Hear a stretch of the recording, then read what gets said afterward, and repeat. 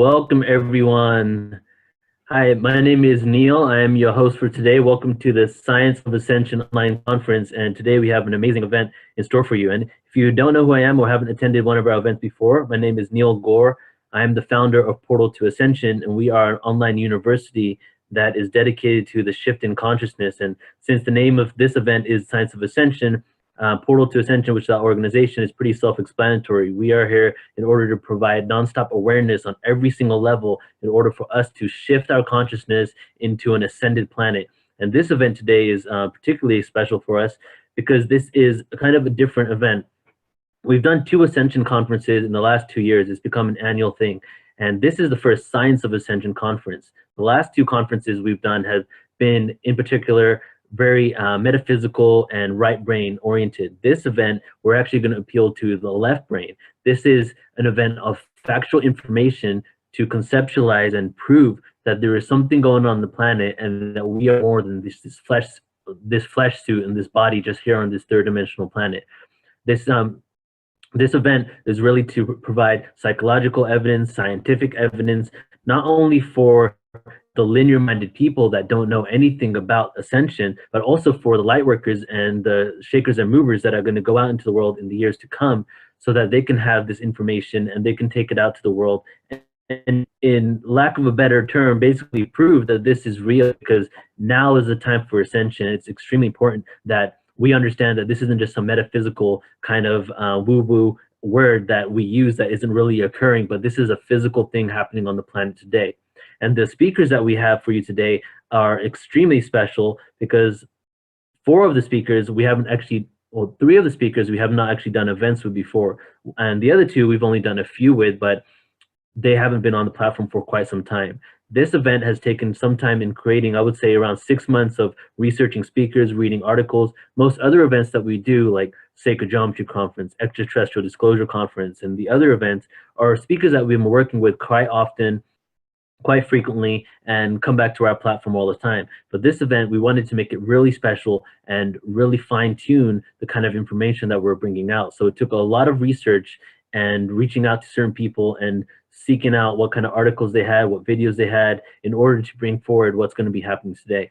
So today's schedule, we're going to be starting out with Dan Winner, and each speaker is going to go for around an hour and 15 to an hour and a half. And the first speaker for today is Dan Winner. Then we're going to have Joe Sika following him, and then Marina Jacobi next, Adele Lamborn, and then Jordan Sather. And we're all in Pacific time, so I'm going to go ahead and post this in the chat room, and you guys can keep track of this. And at every single break, because I am your MC for today, I'll be coming on and letting you know who's coming next and keeping you updated with the schedule. I actually had to come to Spain last minute, so it was an emergency, and I'm here in Spain right now. So for me, the time is going to be 6 p.m. to 1 a.m., which is kind of intense because I got a flight out of here back to California at 9 a.m. tomorrow. So it's going to be a long day for everyone here with nonstop beautiful information and a long evening for me. So I want to thank everybody for joining us today and being a part of this experience. You will get unlimited replay access to this. So it's going to be nonstop. We're just coming forward with a lot of information. So if you do miss anything, then go ahead and just stay tuned for the email that we'll be sending out in the next couple of days, where you can check this back at any time you want at your own leisure. So something that might be a little fun, because we have around 14 people in the room right now. If you feel open to it, up to it, go ahead and open the chat box. Let us know where you're hailing in from, what part of this planet or this universe you're actually in, so we can get a feel for who's on with us right now. And while you're doing that, I'll go ahead and be reading Dan Winner's bio, introducing you to him. We got Marina coming in from USA. Okay, so our first presenter for today is Dan Winner, and his topic is how the Bliss sonic embed to ascend and implode the next imposed dimension. And Dan Winner's background is he's a multifaceted as his viewpoint. Graduating with honors from the University of Detroit, Dan pursued graduate studies in psychophysiology and the origins of language. In addition to his academic background, he has worked as a systems analyst with IBM, an industrial metallurgist and crystallographer.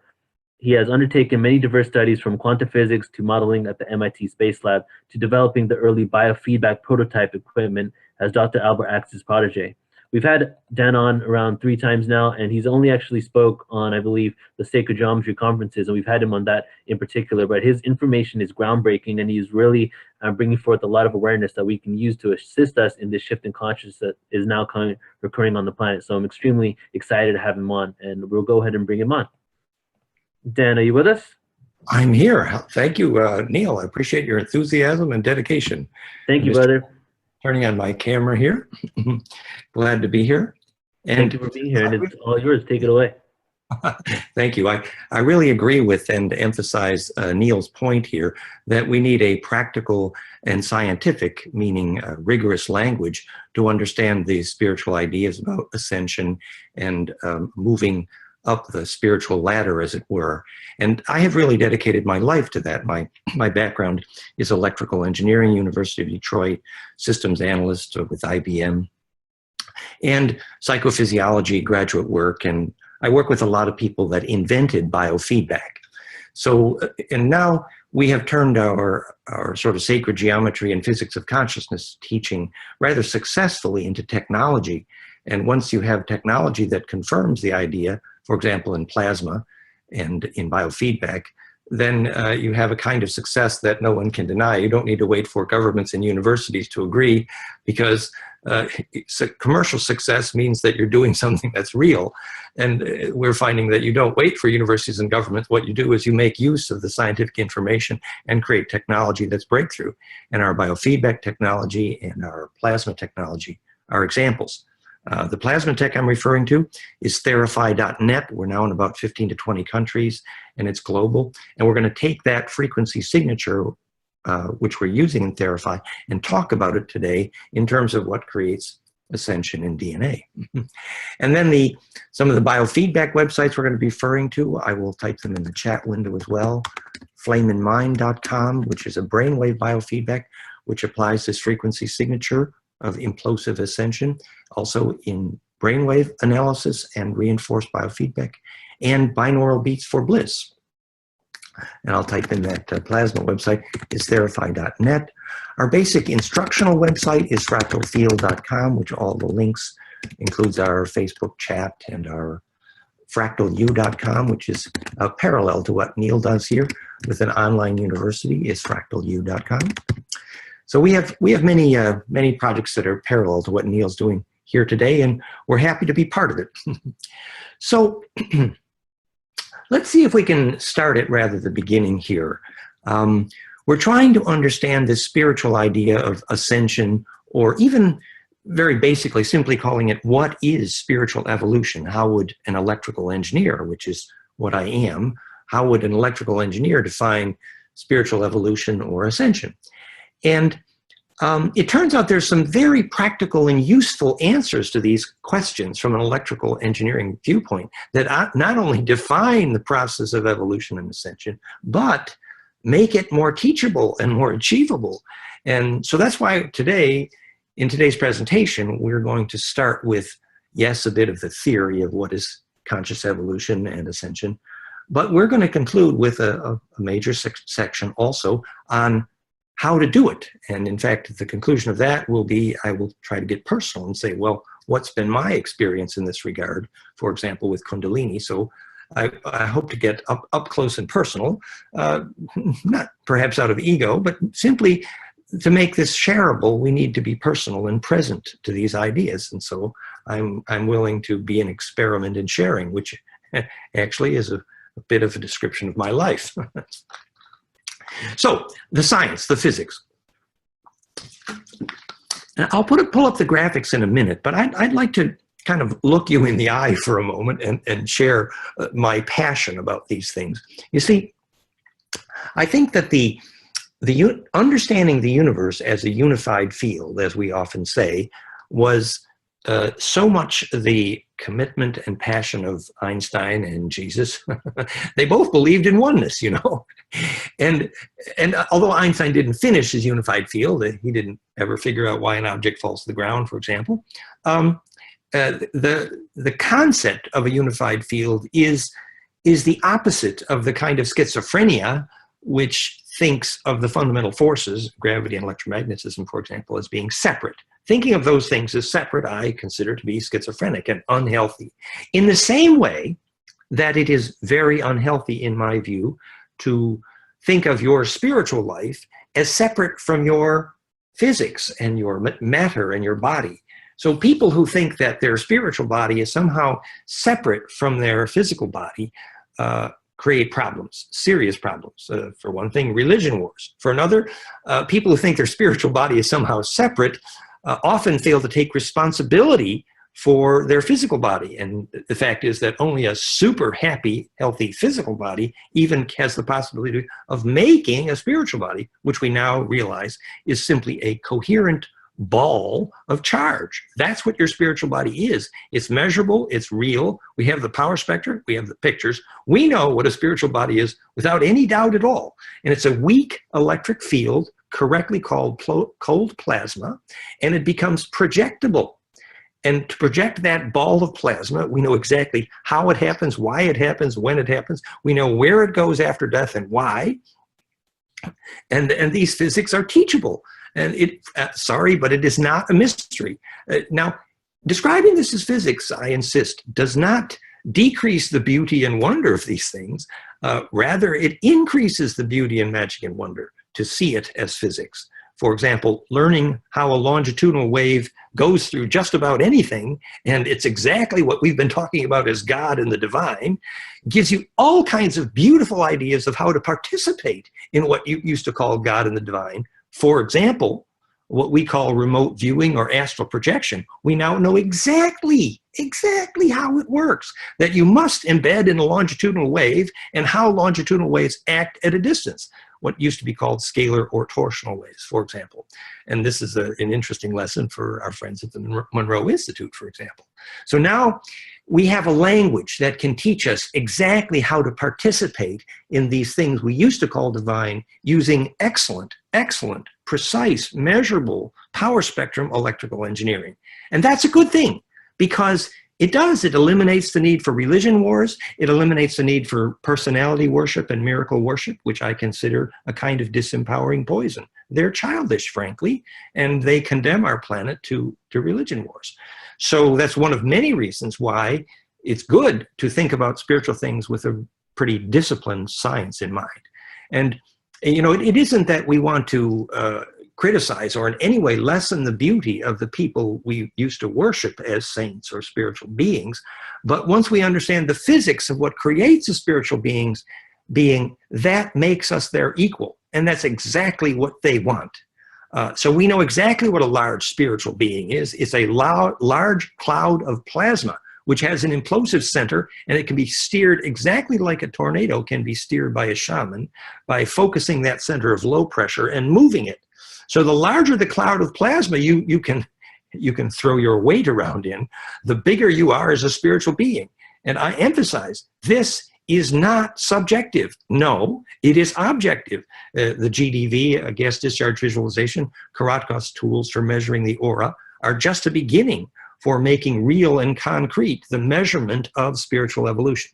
So, we're saying the universe is comprised of a single contiguous substance. It used to be called the ether. I think more accurately, it is the compressibility of electric charge, where plus and minus compression and rarefaction of the ether is exactly what is defined as plus and minus charge. Most physicists don't know that, but in fact, it works beautifully as an introduction to a unified field theory. For example, then if you know what can implode charge toward center and make centripetal force, then you, unlike Einstein and NASA, could know why an object falls to the ground, because you would know that when waves form a shape like a rose, they create acceleration of that charge wave towards center, which we call the gravity, because the wave fronts add and multiply recursively, constructively on their way toward that center, as I proved in my new equation for the radii of hydrogen, golden ratio, integer exponents times Planck length and time. So I proved that hydrogen is fractal, and that also proves how hydrogen makes gravity, something that Einstein did not know.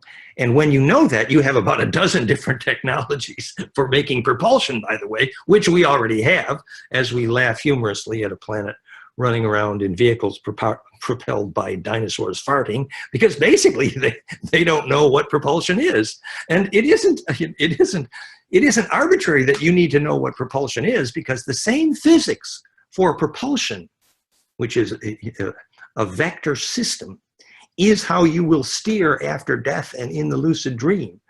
You know, how do you steer when you are a ball of charge? Hello, we have the physics for that as well. Remember when Korotkov, we'll dig out the pictures later. It's at goldenmean.info/immortality. Maybe I should put that up here. I'll put that picture up now. So I'm going to start on some of the images. So, so here is, I'm going to get up a new little site here. This is from one of our articles, goldenmean.info/immortality. And we're talking about how do you steer this ball of plasma, for example, after death. You know, there you are, you're the astronaut, you have to vector navigate, and I'm a ball of charge, and how am I going to steer? So here is Dr. Korotkov right here, looking relatively young with his GDV device, proving that the Tibetans were right, that 10 hours and 36 hours after death is when the capacitive field of your body leaves your body. And if you had a peaceful death, and you really need a peaceful death, because you need to charge propagate, you need to plasma propulse. You know, propulsion for that plasma is remote viewing and action at a distance. At any rate, just above here, maybe you can see my cursor, here's the picture which in German was called Die Seele, the soul. And this is Korotkov saying, this is what your soul looks like after death, in his book here, Light After Life. And he later goes on to show where this soul goes after death and why. And the short answer to the question is, the plasma ball that you are when you're lucid dreaming and when you're dead is exactly like a negative ion wind, which is so healing in a hospital. It is very fragile. And therefore, the plasma ball that is a spirit, for example, is very unable to propagate in a steel or aluminum structure with dead air, because the capacitance will dissipate that plasma. For the same reason you will not photograph orbs in that room of electrosmog, dead air, and steel and aluminum. For the same reason that Therify.net, the plasma of our healing technology, is less effective if the room does not have natural material and live air. So this negative ion wind, which we know is fractal and implosive, which is medically proven to be powerfully healing, is the same as the plasma ball that comes from Therify.net in 20 countries and can heal pain very dependably, among many, many other things. At least I can't claim that it heals pain, but other people tell us that. And so we need to understand what it is that enables that propagation of that healing field effect in order to do it better. And we now know, as we all had intuited before, that living architecture is better if your building, your house, is made of biologic materials. You know, living wood, living stone, living fabric, etc. That the more biologic material in your house and the less steel and aluminum, for example, and electrosmog and dead air, the happier you feel. That's obvious. It is biologic architecture. We wrote the curriculum, goldenmean.info/architecture. But the new information is now we know exactly why in physics it is that life force, and therefore your aura, cannot grow in a steel and aluminum dead box.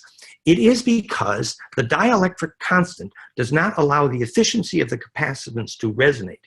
In other words, if you place an insulator between the plates of a capacitor, like a living material versus a dead material, living material has a higher dielectric constant, which means that when you ring the metal plates of that capacitor like a bell with a hammer called voltage, the longer it rings, the higher the dielectric constant. And if you hit a capacitor with a hammer called voltage and it rings forever, that means it's a zero-point energy device and it has a very high dielectric constant. Well, what it means is it's imploding its environment. Well, all that means is that it can propagate a weak charge field efficiently without dissipating that charge field. That's why Steiner correctly taught that children should never touch steel and plastic or synthetic. They should always only touch living material, because they cannot become part of your body unless your capacitance, your weak charge field called cold plasma, can propagate through them. So this is going to begin to introduce us to the conditions for the survival of living charge. Example, elemental forces, the undines, the gnomes, the sylphs, the fairies. These things do very fine in nature. This is going to tell you the physics of why Luke Skywalker had to go underground in a cave with lots and lots and lots of nature around before he could learn from Yoda, before he could learn how the force could be with you. So to have the force be with you, do not try to do it in a steel and aluminum building full of electrosmog. Sorry, the force is not going to be with you there. And my job is to teach you why, so you can do the right homework. Another example of this is the famous story that so many of the documented yogis in India who have lived to be, 200 to 400 years old, that not one of them did it in a building. No, they all did it in a cave. Why? It was the capacitance, you see? Or when Magdalene's daughter, Sarah, the Egyptian Black Madonna, gave birth to Trophimus John in southern France, and he woke up in his grave and lifted the stone cover of his gravestone, the platen, and his knee melted that stone, just like Padmasambhava's hand melted the stone many times on his cave in India. It was his plasma being so strong, and they all accomplished it in stone caves, and not one of them did it in a steel and aluminum building. So you could be beginning to get it, that there's an electrical engineering dynamic which allows the propagation of living charge, and it's real and practical. And then there's a whole nother level to this, which is called how we embed in a longitudinal wave, which is the faster than light goes through just about anything, which is the essence of all of spiritual energy, spiritual literature, spiritual tradition, action at a distance, all these stories, they all depend on longitudinal wave embedding. So we're going to talk about that, because if you know that you need to embed in a longitudinal wave, you can do it right. For example, why does Agnihotra raise your hair, stand right up, only at sunrise and sunset, and cause fertility and heal just about everything? Because that plasma, that flame ball in the Agnihotra pyramid, which is an implosive capacitor, is lit at the right angle to the solar plasma, called conjugate four-wave mixing. In other words, if you get lined up with what the ancients called the four directions correctly, in physics that's called four-wave mixing, how accurately the lasers have to converge in a cube in order to phase conjugate or implode, where the pine cones kiss noses accurately, called conjugation of phases, perfect implosion. And at the center of those pine cones kissing noses, there is a universal wavelength that visualizes the symbol for the Tao. That wavelength, that the center of the symbol for the Tao, is at the center of those pine cones kissing. And that wavelength is called Planck length in time. And it's very interesting that it's the musical key signature of every wave physics has ever measured. And it doesn't matter if you go 1,000 light years in any direction, it's still the same. There is some agreement here, and the nature of that agreement is caused by longitudinal waves, which are gravity waves, and very few people know that. And we're going to have that conversation. But I get overenthused.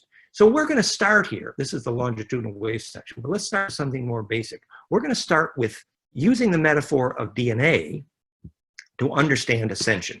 So in this process, I'm going to be referring to 3 of my earlier books. This is Alphabet of the Earth Heart, credit to Vincent.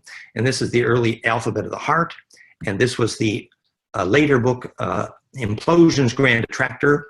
In my newest book on this science is called Origins of Biologic Negentropy, which you can see at fractalfield.com. So these are the books I'm referring to. Okay. So what is ascension? Or as someone in Facebook said, what is it that really ascends? Anyway, well, let's see if we can answer that question. Remember now, we have said that everything in the universe is made of a single compressible substance nothing but motion, nothing but waves. And that compressible substance behaves as a compressible liquid. And what is compressed and rarefied, called the ether sometimes, is in fact charge. And when we have compression versus rarefaction, that's plus or minus charge, quite literally yin and yang. And that is the origin. That is the root descriptor of centripetal versus centrifugal forces, that plus and minus charge toward charge compression versus charge rarefaction. So that's our description of a unified field. And now we want to understand what causes that to become negentropic, which is to say the opposite of entropy, which is to say self-organizing, and ultimately what causes it to become alive and intelligent. First, we're going to use the metaphor of the geometry of DNA to talk about that, and then we're going to use heart harmonics and brain harmonics to finish that conversation. And the link between the DNA geometry and the heart harmonics is when I suggested the first measurement be made that coherent heart harmonics cause DNA to braid measurably. Glenn Ryan made the measurements. We're going to look at that in a moment at my suggestion. So, the braiding algorithm in DNA is a good introduction to the concept of ascension. Remember, we are saying that the number of dimensions is never anything more than the number of axes of spin symmetry of charge, which can be superposed rotating. In other words, if you rotate charge in 3 axes, let's visualize as cubic for the moment, although tetracube really has 7, but let's talk about 3. If you had 3 axes of spin in a tetracube, and then you wanted to superpose another axis of spin around that cube, oops, I forgot to bring out my Star Mother kit, goldenmean.info/kit. But you all know that if you rotate a cube, if you tilt a cube up 32 degrees and rotate and blink 5 times, you see a pentagonal dodecahedron, edge length 0.618 golden ratio to that cube. Well, in my view, that is the only possible real definition of a next dimension, because if that standing wave, which is tetracubic, for example, the pi suborbital is tetracubic, and the d and f suborbitals, which are superposed in the electron array, are 5-7 electron spin pairs, which is 10-14 electrons. So the d and f suborbital superposed around the pi suborbital are 10-14 electrons, which is exactly dodecaecosa. And we'll get to those graphics maybe later. Point being that the pi suborbital, which is obviously tetracubic, as any chemist knows, it goes to the next dimension in the df suborbital by rotating another axis of spin around the cube. You take the existing cube, you tilt it 32 degrees, the famous chin angle of Sphinx, and you rotate, and now that cube is in the next dimension. It has ascended, in the sense that the number of axes of spin are superposed, and therefore, when you did a frequency analysis of the charge at those nodes, you'd find another harmonic. So the presence of the next harmonic in the cascade indicates how many axes of spin of charge are rotating superposed. That's why a doctor finds out if you have an immune system and how long you're going to live. It's the most direct way to find out the health of your immune system and predict whether you're going to live or die. The most direct way to do it is you take the harmonics of your heart rate variability, HRV, and if the harmonics are inclusive, you have an immune system. If the harmonics are exclusive, your heart is stuck at one frequency, you're toast. You're going to be dead within days. It's very simple mathematics. So harmonic inclusiveness is medically proven to measure immune health in heart rate variability. Very few medical doctors who apply that every day know that harmonic inclusive predicts the viability of everything in the universe, atoms, babies, and galaxies. The more harmonics included, the longer they're going to sustain. For example, bioacoustic habitat theory, Bermany-Krause proved, take the harmonic analysis of the forest. If you have harmonic inclusiveness, that forest has an immune system. If the harmonics are leaving the sound of that forest, that means that forest is dying, quite literally. And you can apply that to DNA, atoms, babies, and galaxies. And the point is that harmonic inclusiveness is perfected by golden mean ratio, called phase conjugation, because those harmonics, when they interfere with each other, will do so constructively only if their ratio is golden mean. Otherwise, there will be destructive interference. That's why golden mean ratio, phase conjugation, perfects charge implosion and harmonic inclusiveness, because it's the only way a lot of different frequencies can move to one place and constructively interfere, called implosion, or pine cones kissing noses. So back to DNA. So here's our pretty picture. You see that the length, area, and volume of the DNA ratchet helix, it's a dodecahedron down a helical stairway. The vertical increment of turn is golden mean ratio. The radius of turn is golden mean cubed, and the horizontal increment of turn is golden mean squared. So basically, when the pentadodeca ratchets down a helix, you take that fourth axis of spin and a fifth superposed axis of spin in that thread of dodeca ratchet called the thread of DNA. So now you have 5 axes of superposed charge rotation in the thread that is DNA, all based on golden ratio.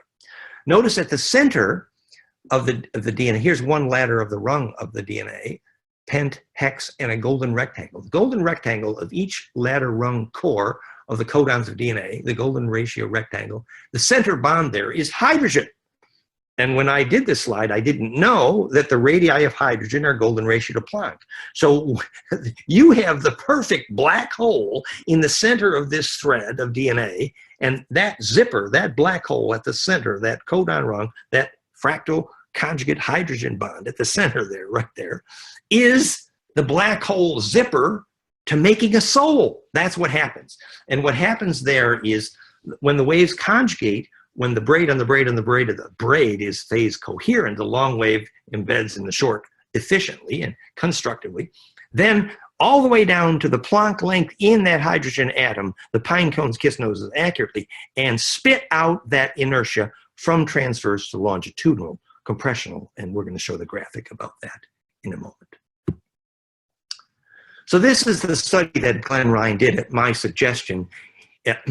After I showed HeartMath Institute how to do this, we took the harmonics of a coherent heart, someone feeling love here. This is from about 0 to 40 hertz here, the low frequencies of a heart feeling love, and exposing DNA to heart coherence before and after, and I invented the term heart coherence and how to measure it. He measured this distance right here in this graph in the presence of the enzyme responsible for the zipper, which is to say how much braiding was happening, how much the short wave was embedded in the long wave, how much nesting of the short wave in the long was happening in DNA. So basically, your DNA helix braids like a thread into string, into rope, into fat rope coherently, a braid within a braid. And here's a little animation we have of this. I don't know if you can see that okay. We'd see that there's a thread, but when it braids, now that short wave embeds in a longer and longer wave in DNA. And this is a model of embedding or nesting, where you have the short wave and the long wave and the longer wave. And you see how that's fractality. That particular graphic, the same graphic that describes embedding in DNA, is also used to teach heart rate variability, embedding of the heart rate in the heartbeat, in the breath, in the day, and the week. And that same graph is also used in Feng Shui to teach perfect Feng Shui. It's perfect embedding. So this cascading creates this, if you model this cascade here as a golden ratio spiral down that 60-degree cone in the pentadodeca, it looks like a caduceus. And if you rotate those, you have a pine cone kissing noses right at the center. And so that cascade or caduceus creates the symbol of Hermes, and that implosion launches the longitudinal wave, embeds all of that transverse inertia into compressional longitudinal inertia right at the center of the pine cones kissing noses, where basically DNA radio is then engaged. And when the braid on the braid and the braid is coherent to the longer and longer waves, that braiding becomes broad spectral. And we're going to talk about what that means. Basically, when the longer waves get into DNA, then you have you have bigger things embedded in the wave mechanics of DNA, like Ride the Long Wave, Uncle Joe. So we have many pictures about that. And most of you have seen this slide where we teach about the fact that if you look at the electrical origins of the heartbeat here, let me see if we can show this here, that this is from the book When Time Breaks Down, The Geometric Origins of Cardiac Arrhythmia by Arthur T. Winfrey. Very technical book in which he's describing where does your heartbeat come from electrically? If you are looking at the shape of the wave, a voltage differential converging to cause your heart to beat, and make a map of that, what it would look like. Well, not only does it look like a donut in a donut, but it looks like a spiral within a spiral that's learning to dimple or turn inside out recursively. So when we said, I would turn myself inside out for you, darling, what you meant was you would teach your heart to implode and gather centripetal force called long wave phi ratio, or lo-fi, or love for short. And actually that's real. That embedded charge implosion in your heart is a rush. And the feeling of love is a rush, and it's centripetal. And love does move mountains if you properly understand how that embedding works. But actually, there's some suggestions here. Do not attempt to fall in love with an aluminum or steel building, because if you try to implode the charge there, it ain't going to work so good. Another way of talking about it is that if you want to try your Bliss process, basically your body needs to implode the charge of its environment, like a zero-point energy device, in the same way that the Therify plasma system implodes the charge of its environment. And if the environment is dead air and electrosmog, and then you're imploding poison. So do not attempt to sustain Bliss process in a bad electrical environment. You can do it for a short term if you need to heal someone or do something, etc. But generally, it's easier to take a bridge than to walk on water. So this perfect embedding is called super looping or perfect nesting. The super looping term is used in the heart rate variability literature, thanks to Dr. Irving Dardick, famously in his book, Making Waves, where increasing harmonic inclusiveness in heart rate variability, which also creates a DNA braid, is the way he healed many, many diseases, by simply teaching people, oh, if you're sitting for 4 to 8 hours a day and you don't move, your heart rate loses variability, and that means you're toast. So, he makes a graph of the heart rate variability of your day and then analyzes it and tells you when you need more variability. And by doing that, he healed so many diseases, it was practically illegal. And there was a 2-hour BBC special on overnight long-term heart rate variability analysis. And it used to cost hundreds of dollars to do that.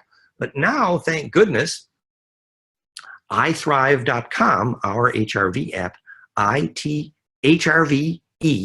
iThrive.com. You can do overnight long-term heart rate variability analysis and find out when your heart is learning variability, and it's cheap. So we're going to talk more about that. So this is we're talking about the secret of inhabiting tornadoes. If you watched a shaman steer a tornado, you would see that the bioplasmic streamers from the belly of the shaman, who is eating the hucha, which is to say feeling the pain of the tornado, and the pain is only where fractality is bleeding. It's the only definition of pain. So where fractality bleeds charge, you call that pain. If you restore that implosive compression, pain goes away, and that is a summary of Therify.net plasma, where short-term pain we can deal with often within minutes, and long-term pain in 5 to 15 sessions in many, but not all cases, but we're able to help people with that simple principle. Restored implosive charge compression is the electrical opposite of pain. So, as the Andromedans said, the only pain you feel is the love you withhold. Well, it's also the only pain you feel is the embedding. You withhold the implosion. The failure to see everything as inside you, which is to say, imploding.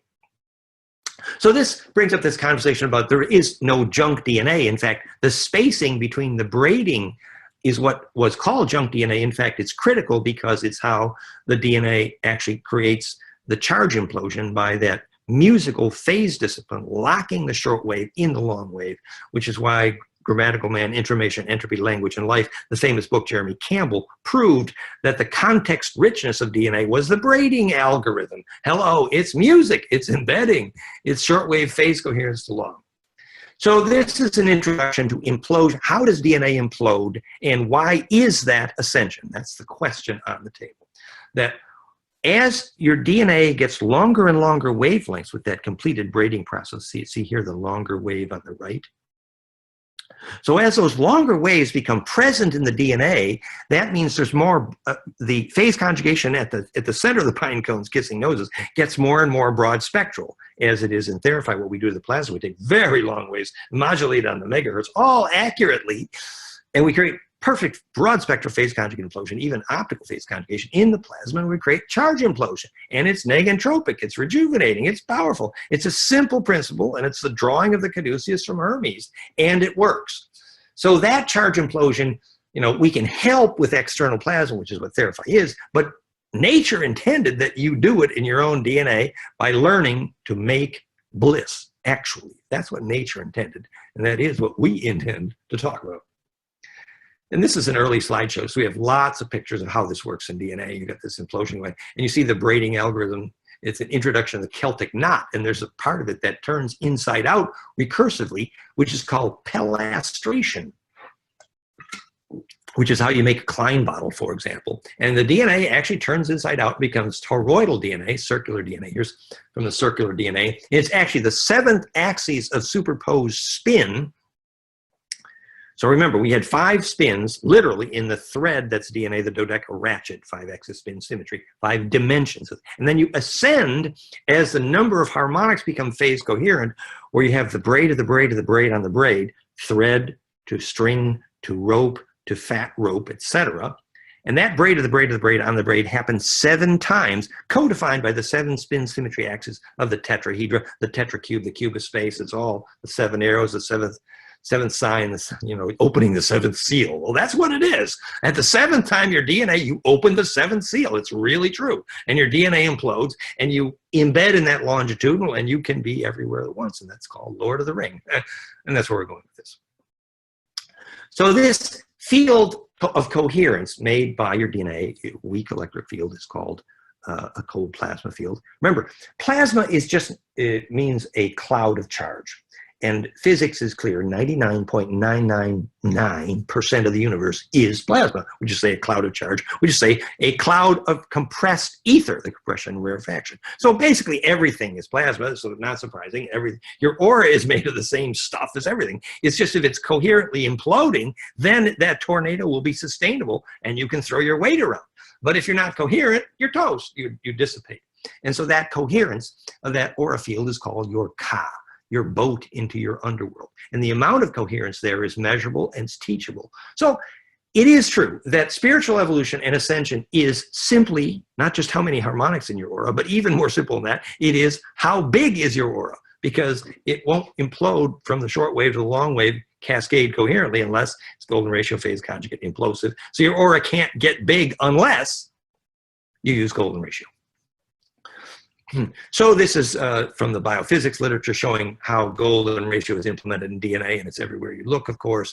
And this is talking about how that creates an implosive tornado at throat. And this is actually a photomicrograph of toroidal DNA as a donut, for example. And then we talk about, we're not going to do the alphabet stuff today, but actually the spiral on that torus, if you look from the different viewpoints of the 7 arrows of the tetra, that is what Hebrew and Sanskrit are, which, you see, that goes back to our conversation of how do you steer when you're dead. So it turns out that if you pump a liquid in a spiral on a torus accurately with high inertia, it could be a liquid or it could be flux, magnetic flux, you create propulsion. You know, NASA and Einstein didn't figure that out, but I'll tell you, it's how the Vimana and the Nazi Bell flew. So when you visualize a single Hebrew alphabet letter, and here's a couple of them here, this is how they're indexed in the 72 permutations, names of God. When you visualize a Hebrew alphabet letter, you're simply controlling the angle of the torus by controlling the tilt angle of that toroidal domain, the Torah, the domain, Dominus Vobiscum. Domain means God for very good reason. It's a charge domain. So by controlling the tilt angle of the torus magnetic donut, which is the electric field of your optical cortex, the hologram from Carl Pribram, by focusing on a single Hebrew letter, you're putting that donut at a particular tilt angle. And if you throw those donuts accurately, there's a bunch of things that happen. If you visualize two symbols exactly opposing, like the Ophanim Enochian ritual, to cast a spell in a room, what happens is those donuts from the four direction, Aleph, Beit, Gimel, Dalet, or Adonai, the names of God, the donuts converge and implode at center, and they change the air pressure in the room enough that you can blow the doors off, quite literally, and people get dizzy when these rituals are done properly, because the charge implosion is casting a dream spell. It's what a spell is. You created a centripetal field. But more importantly, even perhaps, is that you need to know that when you are an angel, which is a cloud of plasma made of stellar size, or when you are dead, for example, or when you're dreaming, you are a cloud of charge. That's what you are. And if you're a cloud of charge and you want to steer, you better understand something about vector navigation. And vector navigation is simple. It means, well, if I tilt a donut at a particular angle, I will create propulsion in a particular direction. Because when you pump that inertia down that spiral on the torus, it actually makes propulsion. You can make gravity very efficiently that way. That was called impulse drive versus warp drive in Star Wars or Star Trek. The warp drive uses another related principle, which is phase conjugate also. So here's a conversation about toroidal DNA, very famous papers on toroidal DNA, top-down view, decagon. We'll go through these slides quickly. And this is the star mother. Here's the 5 cubes in the dodeca we were talking about. And here is the rotating dodeca. Our little animation of the rotating dodeca of the model of the universe and the Earth grid being self-similar and fractal. And here is this. This is how to visualize that waveform implosively converging at center. And then here is, we call this Sushin worm. See how these pine cones implode? They take you in the center of this dodeca, turning inside out. And see how the double pine cones converge. And they converge in this dodeca symmetry. So this is an animation of what later became an equation for the radii of hydrogen, actually, which is at the center of DNA. And this is a little introduction to how you might visualize the braiding. Notice that that's actually a dodecahedron down a helix. And if you go up the center of DNA, this is what the view might be like, the womb with a view, as it were. And this, we played that animation. And this is the story of Jodie Foster in the movie Contact. And remember, the vehicle she used was the dodeca, which came from Montauk, actually. And it was basically an implosive vehicle. And that's really what a Merkaba is about. And this is how that becomes the geometry of the Grail, et cetera. We've talked about that. That actually becomes the Grail cup, and the fractality implied in broccoli and living things. And so this is the top-down view. This is a good view. The top-down view of DNA, you have the 10 spirals, and they add and multiply recursively constructively, and there's a slip knot of implosion at center. So that's the wormhole. Now, I think we want to talk more here about how the wave propagates from that center, what we're calling longitudinal, in more detail. But first, just to show this slide, you see the longitudinal wave mechanics, the compressional wave. Let's see if we can see this here.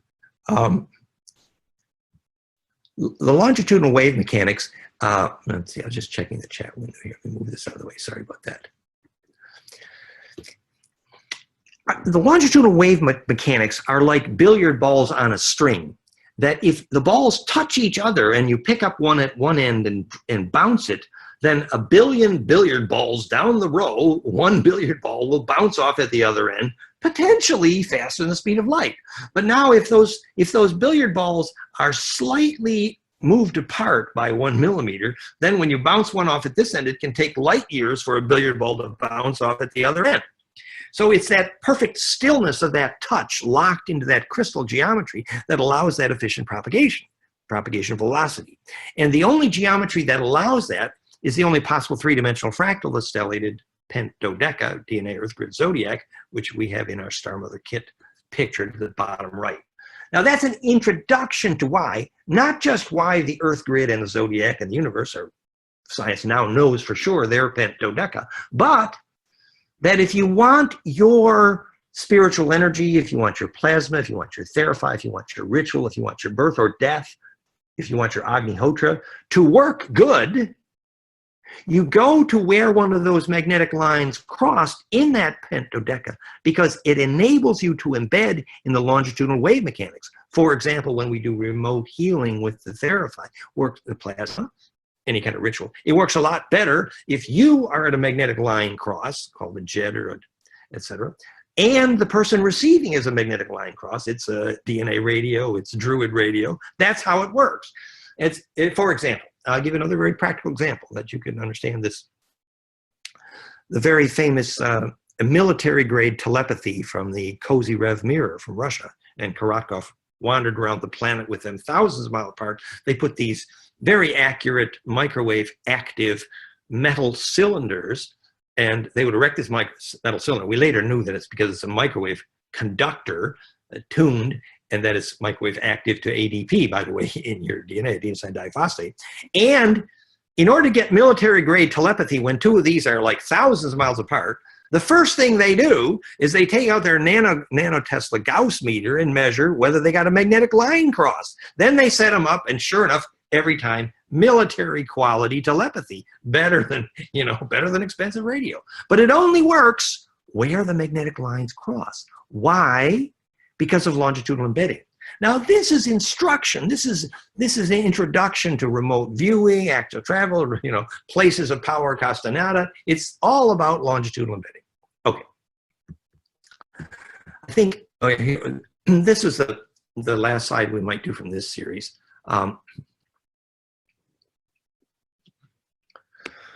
This is showing why, to get phase conjugation in optics, you must have those lasers precisely in 4-wave mixing.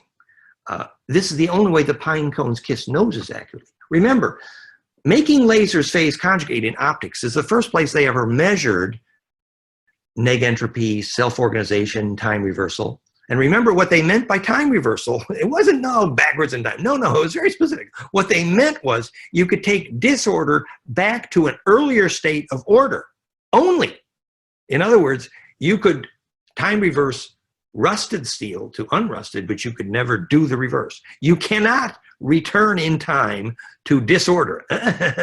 No, you can only time reverse to increased order. Very profound idea here. When we make stem cells with the therapy, for example, you need to know that returning things to their past only works if that was increased order and not decreased order. So negentropy is a co-definition of time reversal. They're very interesting. But anyway, the first time that was measured in physics, phase conjugate optics, is when they did this with lasers. Now, the material within which they caused those lasers to interfere, called a phase conjugate mirror, this is how Nostradamus' coating on the bottom of his cup worked, and this is how the show stone of John Dee worked to call the angels. So you might want to pay attention here. The coating at the bottom of Nostradamus' scrying cup and John Dee's show stone were phase conjugate dielectric materials. That means super high dielectric constant. That means capacitively they were implosive, highly efficient capacitive resonance. And that is the secret of making a phase conjugate mirror. Time reversal, Nostradamus, John Dee, all this fun stuff starts with understanding what a super high dielectric constant is, which is what you have to assemble, barium, yttrium, barium titanate, barium strontium titanate, etc., in the phase conjugate mirror literature. The magic stuff that makes the magic mirror, the magic coating, the zero-point energy device, is this super resonant material. And what does it do? It's very simple. Because it's so charge resonance, perfect environment for charge resonance propagation, efficient charge resonance propagation, the definition of high dielectric constant, means that is what allows the pine cones to complete their kissing noses accurately, the media for the phase conjugate mirror. Now, this is an introduction to why you need to build your house with biological material, and how you make the magic cave, and how you make the magic therapy, the magic plasma, the magic place, and the definition of sacred space, etc. It's a perfectly charged resonant material, which means perfect charge distribution efficiency. This is why you got to credit, those Hopis almost went to war at the U.S. government the day the U.S. government said they're going to put metal sewage pipes on their burial ground. No, no, no. Those Hopis, they knew better, because charge distribution efficiency in that burial ground is ancestral memory. That's why when Karatkov followed the Kogi around to find out where they could make phone calls to ancestors and measured the capacitance of the air, it was very clear, you know, you're not making any phone calls to ancestors if the air is not fractal, which is, say, highly charged distribution efficient or fractal air, which means air that rings like a bell. Very practically, this means if you make a little spark, electric spark, a little spark gap, in very dead air, say in a metal building, that spark will dissipate immediately, and so will your aura, and so will the soul of your child in a metal school building. Versus if you make a little spark of charge in a sacred stone circle or a very good wooden building in good proportion, that spark can propagate and propagate infinitely, and your aura can grow and grow and grow, and your aura can get big. It's that simple, and that's called dielectric constant. And this is our Choosing compassion grail carefully animation. aligns the magnetic field donuts around the heart so that nest dodeca icasa perfect embedding self not self, squirting pineal There's our cone through the speed of light into time. pine cones kissing Comes the noses. future. There's And our revolving grail that cup. spin path to 0 point in the blood, we get the Holy Grail, which has no inside or outside, solves the problem of separateness, contains, self-embeds the Sufi heart within heart, feminine reproductive organs, into that 3D fractal you can zoom in forever and always see the same thing, heart within heart, perfectly self-contained, self-embedded compassion. I think the tone of my voice there was much younger. And then if you just revolve that grail cup, you see the origin of the swastika here. That basically just looking at the different views in the spiral. Okay, so then I think we are supposed to conclude this part of this lecture by talking about how this becomes a model for what's happening during Kundalini. And because Kundalini is a description of when your aura starts to get really big, really fast. And it's a real example of ascension. And what it is that shortwave field of coherence in your DNA then goes, the ultraviolet made by the coherence cell metabolism goes up your tailbone and is mediated by the spine liquid pumping in a phonon wave and causes an explosion of sweetness and growth in the crown of your head. And this has been a dominant theme of my life because I started to have a Kundalini when I was about, well, in my early 20s, and pretty intense. And at that time, I was adopted here by Itzhak Bentov, who wrote The Stalking the Wild Pendulum on the Biomechanics of Kundalini. And I had just completed electrical engineering and psychophysiology in graduate work. So I was a prime candidate to begin to model what's happening in Kundalini. And we now know it's a very good example of a mechanism of ascension. One example of the way that is ascension is in the way the low frequencies in the spine liquid pump are precisely braided on the ultraviolet, and later, which comes from that blue fire of the cell metabolism, the blue light, which is literally the sex juice of the cell massaged up the spine liquid pump. And also, later we measured, with Bob Dratch's help, the microwave component of Kundalini, where we were able to actually map the places of trauma on the spine by the microwave emissions, tuned largely by adenosine diphosphate, ADP, ATP, the universal wavelength of cell metabolism, and which I later proved that ADP, bond length of about 1.9 angstroms, is precisely integer golden ratio phase conjugate to Planck. In other words, negentropic implosive phase conjugate collapse is not just inhabiting DNA and hydrogen, but it's inhabiting your spine liquid pump, and later here we're going to see brain waves and heart frequencies. So now I'm going to turn this off for a moment. Let's see the next section here. I'm going to stop the screen share 1 second here. So let's see, there's questions here. Do we actually have more than 2 strands of DNA? We just can't see or prove them. Well, what we're saying here is that the double helix that is DNA, you could call it two strands, does not change. The number of strands in DNA does not change or increase. That would be childish, and any biophysicist would laugh at a new age woo-woo saying, are there 12 strands in your DNA yet? That's crap.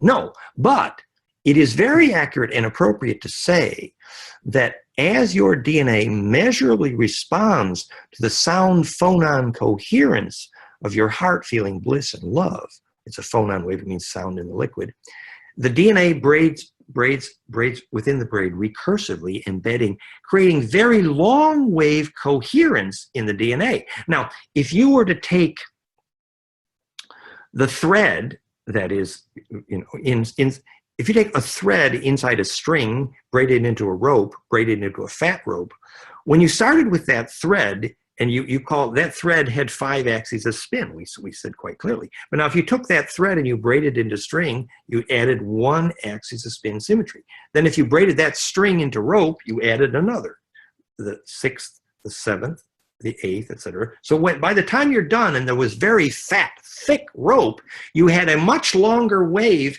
which was now coherent in your DNA, which didn't exist before. Now that you could call that adding a strand. It's more accurately adding a long wave coherence. So the presence of that long wave did not exist in that DNA until it got braided, and the braiding didn't complete itself until you had a lot of bliss. And I mean recurrent bliss is the mechanism to do that. And very much the conclusion of this conversation is how to do and sustain bliss process. So, you know, we could go on and on about the theory of what is ascension, and that was just a little intro, a taste. More fun, maybe more powerful, or perhaps more useful here would be to try to say,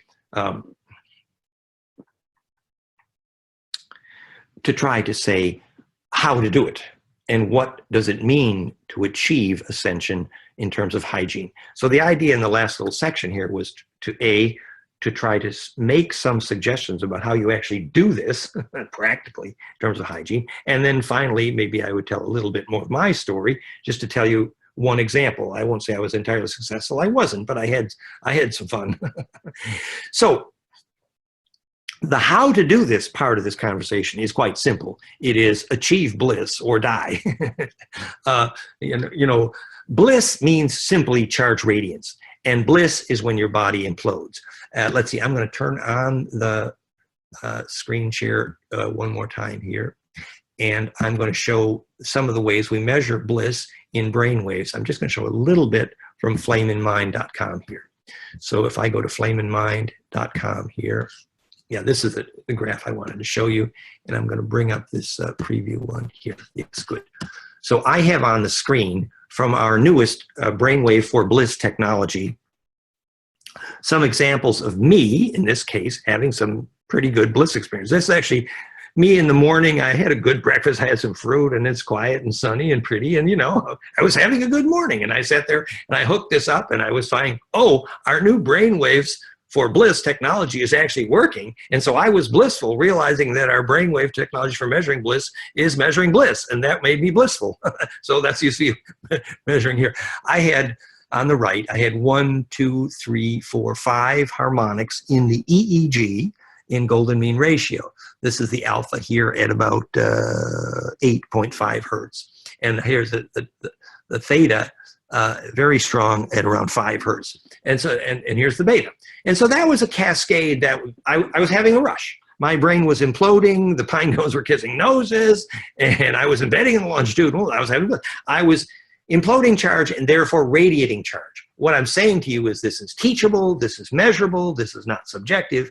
And further, in the flameinmind.com here, we have a wonderful technology for using audio cues to help trigger the bliss.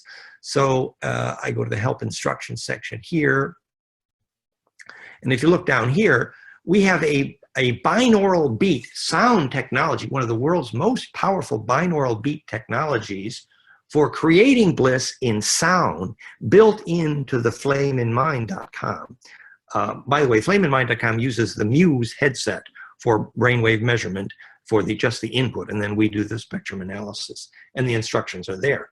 But the point is that if you make the right pine cone of implosion sound, you can induce bliss experience very powerfully. We think this is the most powerful binaural beat for bliss there is, actually. We encourage you to try. And we did this at our International Therapy Conference here this summer in South France. And I think almost everybody who tried it had a bliss experience, actually. Although many of the people who tried this were also using our new kit, which we're about to come out with, which is a very precise made copper pyramid frame, which is designed electrically to increase that implosion. And if you put that, of course, at a magnetic line cross, your chances of bliss are, et cetera, et cetera. So this story goes on. Now, I'm going to turn off the screen share now. Okay, so we have two questions in front of us. What are the practical steps for making bliss? And hey, Dan, if you're so good at this, did you succeed? These are the final questions on our table today. Here, I'm looking at the questions in the chat window. This is fun. Can you dovetail your research with Nassim Haramein? What I'm interested is how you get this level of understanding in the knowledge base of the mainstream science. So very, very good. Actually, Nassim did some great work, by the way, proving that golden mean ratio is how you cascade down into black holes and the proton. What we learned is a lot more than Nassim, though. We learned why you need golden ratio to cascade, which is to phase conjugate. And we learned that phase conjugation is the structure of hydrogen. So we went a lot further than Nassim did. And we might say, and I'm not picking, Nassim is wonderful. I'm glad he interested so many people. It's a good thing. But where I think we can also claim success is now we have applied this into plasma and succeeded at therapy.net. And we're applying this now to propulsion and energy. And wait till you see what's coming out soon. Implosiongroup.com. We have global partners. We're having lots of fun here. So actually, my answer to your question is, how do you get this knowledge base in the mainstream scientists? I have a very simple answer, and it's kind of funny, actually. My simple answer is, do not wait for them to publish it in their journals, and do not wait for governments and universities to invite you. No, that's crap. No, what you do is build something that works and sell it, and they come marching to your door right and left.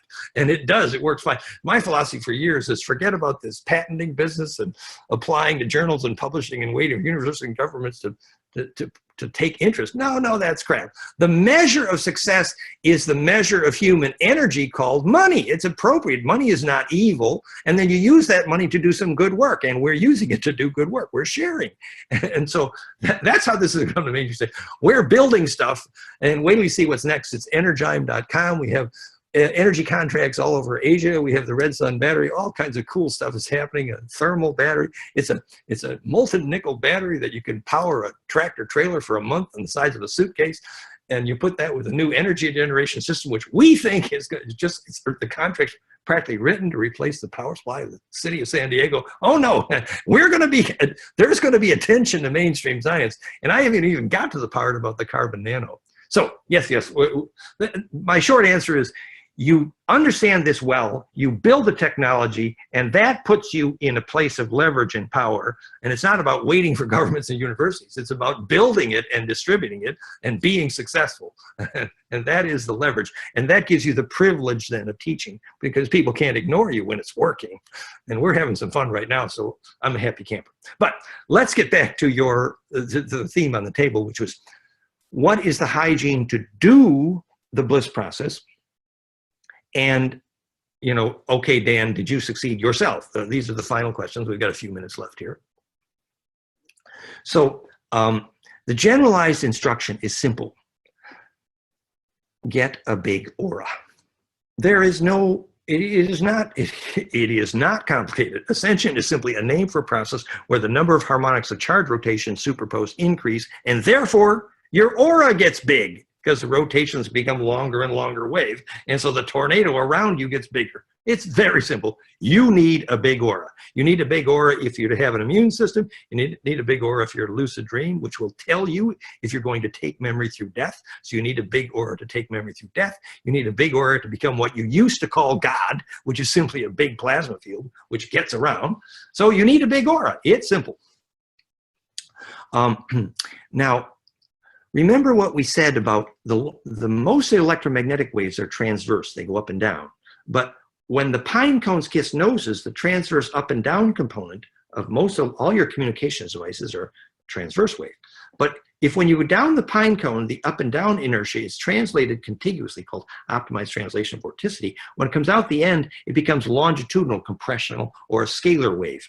And that longitudinal EMF is how, for example, Ingo Swann heated a thermistor with his mind at a distance through a Faraday cage repeatedly in a laboratory, the same way every Cherokee and Bon Po initiate ever had to light a flame with their mind external to their body.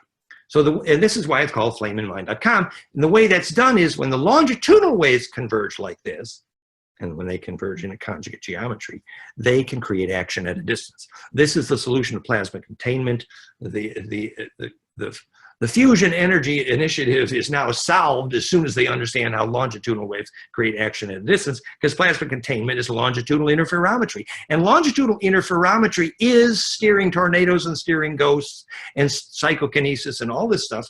So learn how longitudinal constructive interferometry works, and you will know the secret to every military, you'll know the secret to every psychokinesis, you'll know the secret to steering tornadoes, and after that, it's all about longitudinal, the compressional waves converging constructively at a distance. So back to the Bliss process. So what's happening then is as your aura becomes more and more large and coherent, the inertia makes the L as an Elohim, or phase shift from up and down to longitudinal at the center. And this enables you to lucid dream and take memory through death. And this is the beginning of all psychokinesis, all astral travel, all remote viewing, which is why understanding how you embed your aura in longitudinal fields by gaining inertia at magnetic line crosses. In other words, how to find the sacred space or place of power to grow your aura. So it's all about growing your aura. And we've told this story before that, you know, every time you eat a piece of broccoli, you know, every time you pick out something at the grocery store, you say to your food, when was the last time you felt genetic diversity? And actually what you're saying is how many harmonic inclusiveness, which is to say, has your DNA been set free? Is your DNA imploding? Do you have a soul? It's all the same question. So it's simple. Every time you make a basic decision about your life, the most important question probably to ask is this going to make my aura bigger or smaller? That's not a complicated question. You know, am I going to take a 20-hour drive in the car? Probably this is not going to be good for your aura. That's a mental box. No, you know, simple question. Am I going to eat this junk food, fried food? No, it's going to turn me into a mud puddle. My aura is going to get little. Versus learning how to meditate and focus and be at the still point and eat live food full of charge, etc. So growing your aura defines ascension. Growing your aura is measurable. Remember, you can teach your kids not to use recreational drugs by measuring their aura, because you will see the holes, because asymmetry in the implosion at the center caused by recreational drugs is measurable as holes in the aura, GDV. So aura hygiene is the new science of spirit. It's real, it's practical, it's measurable, and it's teachable. So we had previously divided the hygiene for Bliss into 4 categories. We called it diet and yoga, that is the kinesthetic of Bliss, recognizing the simple physics that if you move your finger in a spiral correctly, that when you reach the center of that spiral, if you did it correctly, you should feel a little tingle in your fingertip. And the reason you feel a tingle in your fingertip, if you complete the spiral motion with the quality of charge implosion called the quality of grace, the finger of God touching man, as it were. The reason you feel that spark is because you imploded charge called Chi, Orgone, Baraka, Shaktipat, or grace. It is cold plasma, quite literally. So once you understand that physics, you can design your yoga. You can move with the quality of grace because you know exactly what you're doing. You are imploding charge. You're attracting the universal collective media of charge, which will come to you only when it's convinced that when those waves land on you, you will immortalize them by having pure intention, which is to say to be a shareable wave. So when you're walking by the mountain, if you're thinking about pure principle and you've had a eureka, the whole charge of that mountain will jump onto your body, and may the force be with you, Luke. Because that charge bubble around that mountain knew very well that by joining your aura, it would get immortal only if you had pure intention. Pure intention, electrically measurable as increased phase coherence in EKG and EEG. That's why I'm so hung up on this idea of measuring heart coherence. and our newest article on heart coherence and measurement tool, iThrive.com. I'll put the link in the chat window, hrv-app.com/real heart coherence. We have beautiful film and all the examples there. The very famous heart math mistake, all that story is right there about what real heart coherence is. Why you can measure the increase in phase coherence in your EKG just at the moment you said, I love you, if and only if you were telling the truth. Because your heart's ability to radiate coherence is a biological interpreter of whether that wave is shareable. So you cannot tell a lie without your heart coherence go down. It's electrical. It's a way to measure kinesiology. I discovered that. I discovered how to measure it, the second order power spectra. Yes, is this in relation to heart math? Yes, Rollo McCready at Heart Math Institute did not know how to take an EKG before I taught him, and then he did not know how to take heart harmonics to measure heart coherence, to measure emotion until I taught him. It's all at that article. And then even when I tried to teach them what heart coherence was, they got it completely wrong. So HeartMath's idea of heart coherence is simply one frequency, 0.1 hertz, which is called the HeartMath mistake. You can read about it there. Because harmonic exclusiveness is the way to kill your heart. Harmonic inclusiveness is the only way your heart gets healthy. And harmonic inclusiveness is the opposite of what HeartMath teaches. And that's called the HeartMath mistake.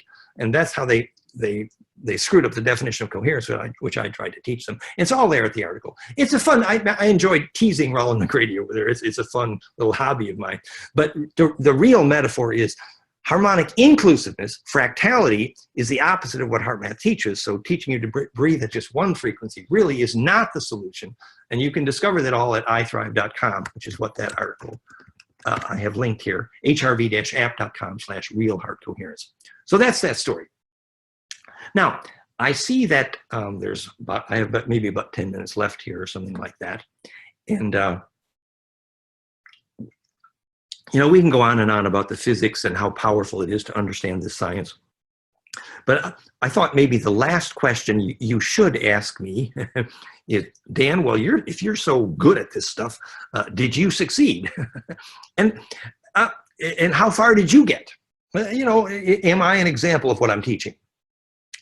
And so I wanted to, by trying to make this a little bit personal, make it maybe a more shareable wave. And what I can tell you is that after when I finished undergraduate school and went to the Gurdjieff School, I was a double Scorpio, and at that time still a virgin, actually. And I had a lot of sting energy. And long story, karma, my mother might have been in the Grail story from Alsace-Lorraine, and my father was a wonderful, good-hearted farmer from, and so I started having intense Kundalini symptoms doing the sacred gymnastic at the Gurdjieff School in Charlestown, West Virginia, claymont.org. And luckily, I was sort of adopted, as I said, by Bentov, and I turned my Kundalini experiences into a study of the physics of Kundalini, which led me into psychophysiology and biofeedback and all this fun stuff. Now, what did that mean on a practical level? Well, what it meant was that when you sit really still for a long time in a charged space and you're well-nourished and reasonably healthy, and your glands have a certain level of evolution, then this process can kind of go to completion, and you begin to feel this electric aura, and if you have, and it's related to sexual energy, the ultraviolet component begins to go up your tailbone. I actually can feel it right now a little bit, and it begins to feel like a kind of a red hot poker going up your tailbone. And we actually know what that is. There's vestigial horse-hairs there, and then there's this spine liquid pump, which pumps that ultraviolet coherently, which is the sacrocranial mechanism of Kundalini. It's all been measured. Bentov's capacitive accelerometrics, I worked in his lab with him. So, in my case, that meant that after a while, I could begin to feel like there was a burning fire, like a red hot poker going from my tailbone and coming out the top of my head. And it was erotic, it was fun, it was powerful, and it was dangerous. It's dangerous because it stresses the mineral to water bond in your body. It accelerates metabolism past the point of. And even Therify.net, our plasma, uses those same frequencies, and it does. It accelerates Kundalini, and it accelerates metabolism, and it accelerates heart rate. And, you know, a little is good, and a lot can be tricky. And that's true of Kundalini, that's true of plasma, that's true of sacred space. There's a word for that's called hormesis. So I began to notice that there was some effect on the environment. you know, on your good days with Kundalini, you do have an effect on cloud formations. It's practical, it's real, it's nothing, it's the same thing Wilhelm Reich discovered. And you have an effect on lots of things in your environment. People around you might get headaches more often because you're imploding, and the phonons are propagating, and Bliss is electrically contagious. I mean, there's a lot to this biophysics. But in effect, when you have intense Bliss, your DNA becomes more coherent and you begin to notice things. You notice that you can feel magnetic lines better. So the more Bliss you have, the easier it is for you to feel magnetic lines. So I began to be able to feel the ley lines and got interested in geobiology and worked with the leading geobiologist here, Stephen Cardino in Lausanne, et cetera, et cetera. So you begin to feel these things, and then various, they call them cities. In my case, it was clairaudience. In many cases, it will be clairvoyance. I even had a discussion with my mother near the time of her death where she was, my mother's a famous artist, thelmawinter.com, and she was very notably clairvoyant. She, you know, you could see it in her art. And whereas I inherited a little of that clairaudience, but not the clairvoyance. And I can tell you what, we know what it is. The ringing in your ears called sangreal that you feel when you're having these Bliss experiences. It's actually, it's in my book, in the latest book, there's actually a chart. So Benthoff measured the ringing in the ears heard by meditators, sangreal, sound current, the song in the blood. And those harmonics, if you tune an audio oscillator and have the Bliss meditators, you can actually measure the frequencies of the ring in your ears. And we now know that they're phase conjugate, they're imploding. And the phonon ventricles are imploding and your ventricle horns are becoming cones and it's called getting horny, but actually it's conserved sexual momentum as a phonon wave. And that is voices of ancestors. You know, my friend knows, you know, which ancestor is calling, by which ear is ringing, etc. Why is that the voice of ancestors? Well, ancestral memory is this stuff. That's the point. Every Aboriginal can tell you that they live for ancestral memory. There's a survival reason for that. It's the collected survival information library. And ancestral memory is available in certain places, ley lines, song lines, and if you sing to them, you can embed in it. So, for example, my clairaudience, we were living in Waynesville, North Carolina, and we found out our community was actually built on a sacred Cherokee burial ground, which was a sin, and my hair stands up right now talking about it. So the first thing I heard was Cherokee ancestors, actually, and they were talking about the Trail of Tears, and and so a little bit of clairaudience. And I never was disciplined. You need to be very disciplined to interpret these things and have coherence with them. So I never really developed that discipline well enough. So I was busy being stuck in my head and doing the science and all that stuff. But yes, because of intense Kundalini, I can talk fast. Because of intense Kundalini, I can feel very big ideas. I'm pretty good at that. And it's all because I began to get a larger aura. It's all because I paid attention to some of these things. Now, if I had paid more attention to diet and some things like that, I would have probably done better. But at least I'm here talking to you today. So I would say maybe one final thing about this as we conclude here, in terms of using Ascension and your Bliss big aura to communicate with your environment. I make some final comments. We know that it's very well known that elemental forces are angry with humans for not communicating with them. It's real. You talk to anybody who communicates with elemental forces. Elemental forces are like orbs. They're plasma balls that can survive only in certain environments. It will never be a steel or aluminum building. Never. No. They can survive in environments with a dielectric constant. Now, the elemental forces are things like tornadoes and hurricanes. Hello, this is a big plasma ball. Who is steering them? Hello, nobody. Why? Because we so stupidly, actually the large elemental forces consider the humans to be drunk because we don't talk to them, actually. And we don't talk to them because we don't know what living plasma is. We have all these mystical ideas about God and the divine, but you can't walk out in your backyard and see a plasma donut like a undine or an elemental feeding the life force to your plants. So if you can't talk to them and work with them, and first of all, they're not even going to exist if you're, in an electrosmog nightmare in the big city. But if you're somewhere in nature, start working with the elemental forces, because that is what's going to eventually steer a tornado the size of our planet as the solar wind goes up. So Ascension means effectively, eventually you will see through the eye of the sun. And I did want to end with that, actually, that, you know, we started this group called the Solar Heart Community at yahoogroups.com with all these shamans who had literally seen to the eye of the sun. We know the geometry of the eye of the sun. It's the Anu slip knot, 7 spins inside, 5 spins outside, same as the heart of hydrogen. And we know that every shaman who's ever looked through the eyeball of the sun has agreed that the heart of the sun is cool and inviting. It's not warm at all. And we know why, because it's called cold fusion. Fusion actually is what creates that negentropy, self-awareness.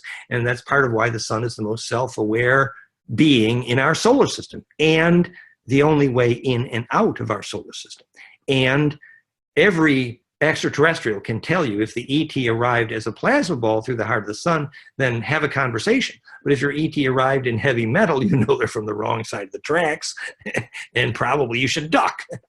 So the plasma beings who can get it through the heart of the sun are the ones who actually can grow up. And remember, going out through the heart of the sun is not escapism. No, it's called graduating from kindergarten.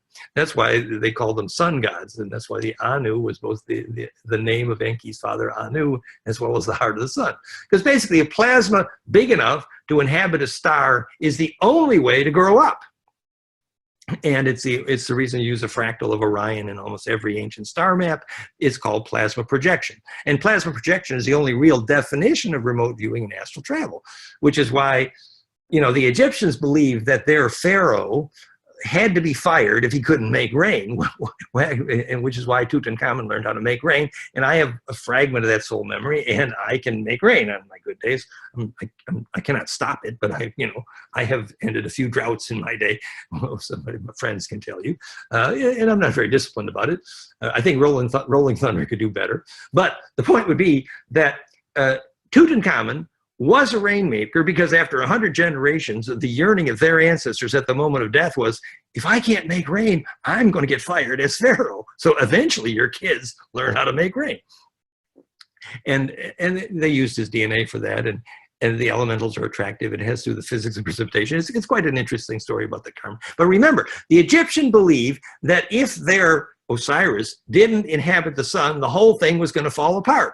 Well, they were right. Do you see that stars do not make us as a whim? No, stars need something we make, centripetal force, which is why the solar flares changed so dramatically, 11 times measured, when more than 1 million children sang the same song at the same time. Why? Because we made a centripetal something that our star needs. So invitation to become sun god, the real meaning of ascension. I'm going to say thank you very much. Any questions? Happy to be here, Neil, and hope this is a shareable wave. Thank you. That's amazing information, Dan. Thank you so much, brother. Really awesome. And we do have one question here from Roman, so why don't we just have this one question as the last question for the day. And Roman's asking, in participating in events like Burning Man, would that be counterproductive to increasing one's aura given the recreational drug use there? Well, you know, it is about your aura turning to a flame. So you do need to become a Burning Man, but it's a coal fire, a flame that does not consume. And I think at Burning Man, the flame actually consumes. And if the flame consumes, it's not the right kind of flame. I'm not an expert in Burning Man, but I would make a comment here that recreational drug use is clearly connected to holes in your aura, and that's measurable, and clearly bad hygiene generally. And I suggest measurement. I don't suggest artificial instructions here. And so I'm suggesting that we do need to learn the shamanic use of sacred plants, but the Burning Man culture probably isn't moving in that direction right now. So anyway. Right. And the second part of that question actually is about sacred plants, and he's saying, what about participating in ceremonies such as ayahuasca or Kambo? Would that increase your aura? I'm sure that originally ayahuasca was a really appropriate and powerful use of shamanic, become the ally of the plant. However, we know now that current research is clear that many people had serious problems after ayahuasca use, especially holes in the aura, especially fear of plasma entities. I know lots of people who did the Santo Daime Church, and yes, they were more sensitive to the plasma entities, but they were also more afraid of them because their aura was more porous. So I'm not saying, you remember the first time you go to the plasma entity of the ayahuasca and you look through that wormhole and you think you're looking through it, but the second time you go to the same plant, you realize that it is looking through you. And the difference between who is looking through whom is who is more centripetal. And I will leave it at that.